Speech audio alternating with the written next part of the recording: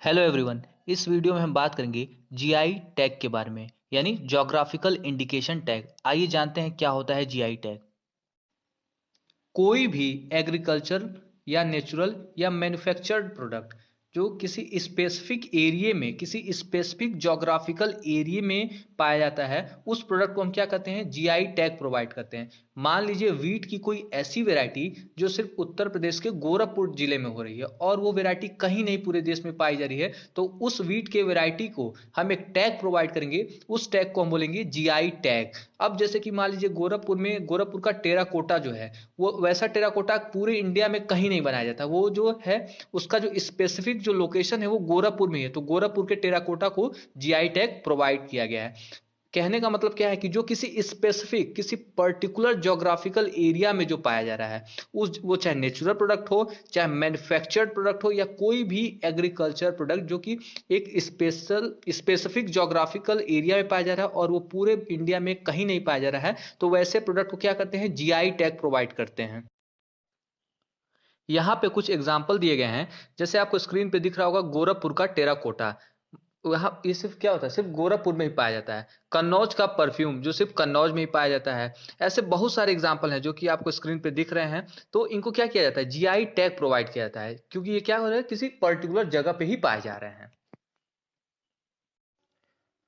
कुछ पॉइंट हैं जो आप लोग को पता होना चाहिए। सबसे पहला पॉइंट ये है, the geographical indications of goods registration and protection act 1999। इस एक्ट के अंतर्गत ही किसी भी प्रोडक्ट को जीआई टैग प्रोवाइड किया जाता है। दूसरा, दार्जिलिंग टी पहला प्रोडक्ट ऐसा बना था जिसको भारत में जीआई टैगिंग प्रोवाइड की गई थी 2004-5 में। अब हम बात करेंगे जीआई टैग मिलने के फायदे क्या हैं। सबसे बड़ा फायदा यह है कि उस प्रोडक्ट का फिर कोई फेक प्रोडक्ट नहीं बना सकता। एक बार अगर किसी भी प्रोडक्ट को जीआई टैग मिल गया तो उस प्रोडक्ट का कोई भी फेक प्रोडक्ट नहीं बना सकता। अब फेक प्रोडक्ट अगर कोई बना दिया तो उसको सजा भी होगी। दूसरा फायदा क्या है, जो किसान है या कोई भी, जैसे कोई भी एमएसएमई है, एमएसएमई बूस्ट होगा, किसान है तो उसकी इनकम बढ़ेगी। अब जैसे कि मैंने पहले ही एग्जांपल बताया था कि अगर कोई वीट का वैरायटी सिर्फ गोरखपुर में पाया जा रहा है, तो सब लोग खरीदना चाहेंगे उस वीट के वैरायटी को, क्योंकि क्या है, वो एक स्पेसिफिक जगह पाया जा रहा है, वो हर जगह नहीं पाया जाता।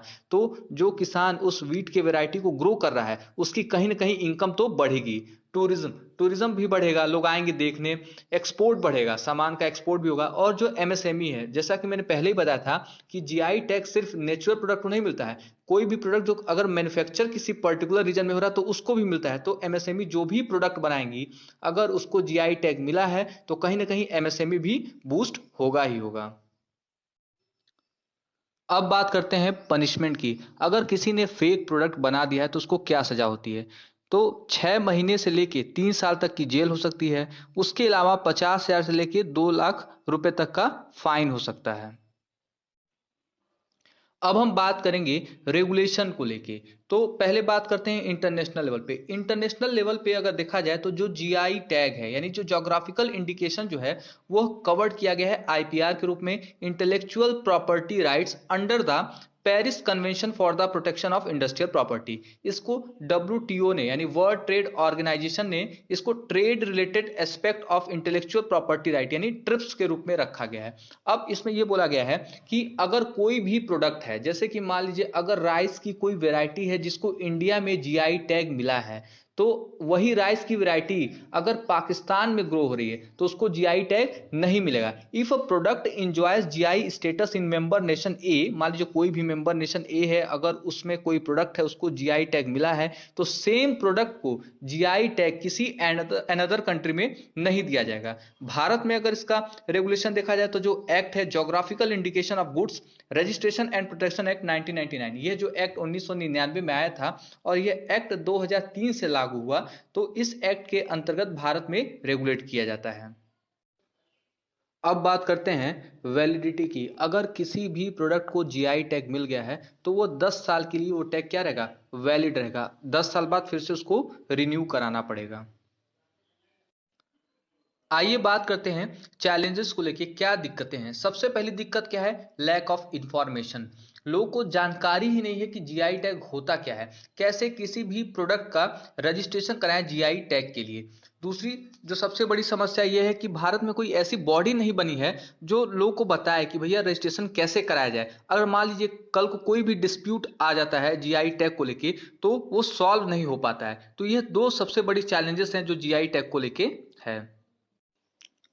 अगर वीडियो पसंद आई तो उसको शेयर कीजिए, लाइक कीजिए और चैनल को सब्सक्राइब कीजिए। Thanks for watching.